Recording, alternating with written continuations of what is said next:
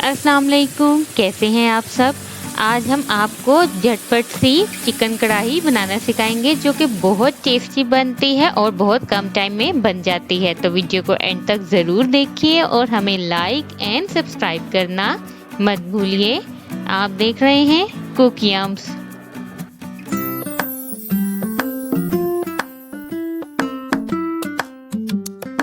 कढ़ाई बनाने के लिए हमने यहाँ लिया 1 kg के करीब चिकन और ये हमने हड्डी वाला चिकन लिया है। और साथ ही हम लेंगे यहाँ पर दही, तकरीबन 200 ml हम यहाँ पे फ्रोज़न दही ले रहे हैं। और हम लेंगे गरम मसाला 1 टेबलस्पून, हल्दी पाउडर 1 टेबलस्पून, नमक हस्बे जायका हम यहाँ पे 1 टेबलस्पून ले रहे हैं। और साथ ही लाल मिर्च पाउडर 1 टेबलस्पून।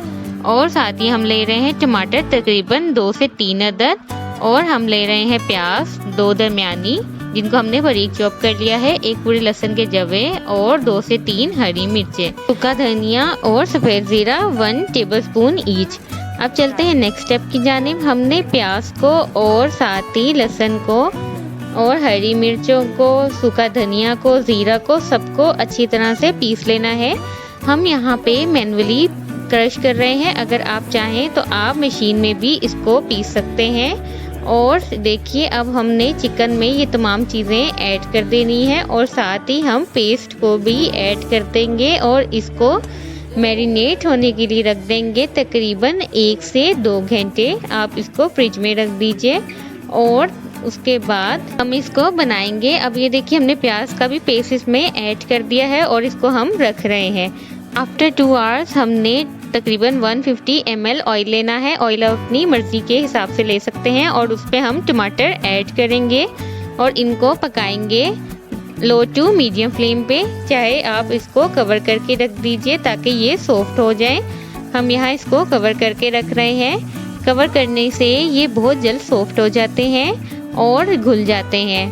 अगर आपके पास इसकी जगह टमाटर प्यूरी है तो आपको कवर करने की ज़रूरत नहीं है, वो रेडी हो गई। अब ये देखिए इस तरह हम इसको चम्मच की मदद से प्रेस कर रहे हैं। साथ ही अब हम इसमें चिकन भी ऐड कर देंगे। अगर आपको थोड़ी जल्दी हो तो आप चिकन को मैरिनेट ना भी करें तो तब भी कढ़ाई बन जाती है, लेकिन इसका एक्चुअल टेस्ट मैरिनेशन के बाद ही आता है। अब देखिए हमने इसमें चिकन को ऐड कर लिया और अब हम इसको भूनेंगे अच्छी तरह से। इसको भूनने से चिकन की स्मेल ख़त्म हो जाती है और साथ साथ हम टमाटर को भी प्रेस कर रहे हैं ताकि वो इसमें अच्छी तरह से मिक्स हो जाए।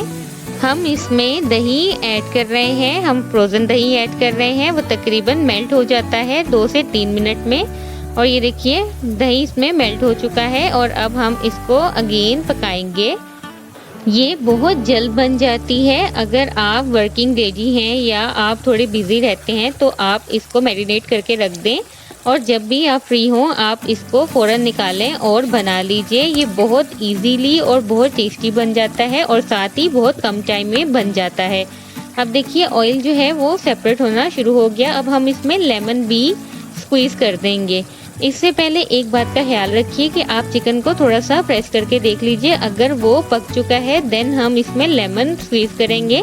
अगर आपके इस स्टेज तक चिकन नहीं पका तो आप लेमन स्क्वीज़ नहीं करेंगे, क्योंकि लेमन स्क्वीज़ करने के बाद चिकन नहीं पकता, ज़्यादा नहीं पकता बल्कि थोड़ा सख्त रह जाता है। अब हम इसमें चूँकि लेमन स्क्वीज़ कर चुके हैं, हमने तकरीबन 1 लेमन इसमें स्क्वीज़ किया है जो कि ऑप्शनल है, बट इसको यूज़ करने के बाद इसकी खुशबू बहुत अच्छी आती है और साथ ही चिकन की तमाम स्मेल ख़त्म हो जाती है। लेकिन अगर आपके पास लेमन अवेलेबल ना हो तो कोई ज़रूरी नहीं है। अब ये देखिए हम इसको साथ साथ अच्छी तरह से भून लेंगे और ऑयल भी सेपरेट होना शुरू हो गया है। इसकी खुशबू बहुत अच्छी आती है और जैसा हम फार्मी चिकन बना रहे हैं तो ये बहुत जल्द पक जाता है। तकरीबन 15 से 20 मिनट में ये अच्छी तरह से पक जाता है। और देखिए फ्लेम हम यहाँ पे हाई रखेंगे। फ्लेम हाई ही रखते हैं जब भी हम किसी भी चीज़ को भून रहे हों और चम्मच हम चलाते रहेंगे। अगर हम चम्मच नहीं चलाएंगे तो ये जल जाएगा और इसका टेस्ट बिल्कुल अच्छा नहीं आएगा और जलने की स्मेल इसमें आएगी। अगर आपके कोई भी सालन जल जाए तो आप उसमें थोड़ा सा दूध ऐड कर लें तो जलने की स्मेल ख़त्म हो जाती है। ये एक टिप है जो कि बहुत यूज़फुल रहती है कुकिंग में। और ये देखिए कितना प्यारा इसका कलर आ रहा है और ये अच्छी तरह से भुना गया है। और हमने चूँकि इसमें लेमन भी स्क्वीज़ किया था, इसलिए देखिए गोश्त भी बिल्कुल अपनी असल शक्ल में है। ये पक भी चुका है और ये घुला भी नहीं है। अगर आप इसमें लेमन स्क्वीज़ नहीं करते तो फिर आपको चम्मच चलाने में थोड़ा सा ख्याल रखना होगा कि गोश्त घुल ना जाए, क्योंकि अगर गोश्त घुला हुआ होगा तो बिल्कुल भी अच्छा नहीं लगता कढ़ाई में। ये कढ़ाई विदाउट टमाटर भी बन जाती है। अगर जिन दिनों में टमाटर शॉर्ट हों, आप उन दिनों में इसमें सिर्फ दही यूज़ कर लीजिए और आपकी टेस्टी सी कढ़ाई रेडी हो जाती है। इसका बहुत फ़ायदा है इस चीज़ में कि ये बहुत जल्दी बन जाती है, बहुत टेस्टी बनती है और साथ ही बहुत कम इंग्रेडिएंट से भी बन जाती है। इसमें हर इंग्रेडिएंट ज़्यादा ज़रूरी नहीं है। अगर आप इनमें से कुछ चीज़ें स्किप करना चाहें कर सकते हैं, लेकिन कोशिश कीजिए कि लहसुन और अदरक को बिल्कुल स्किप नहीं करें, क्योंकि लहसुन और अदरक का टेस्ट इसमें बहुत अच्छा आता है। अब हमने इसमें लहसुन तो ऐड कर लिया था, सिर्फ अदरक रहता था। अदरक अब हम इसको भूनने के बाद ऐड करेंगे।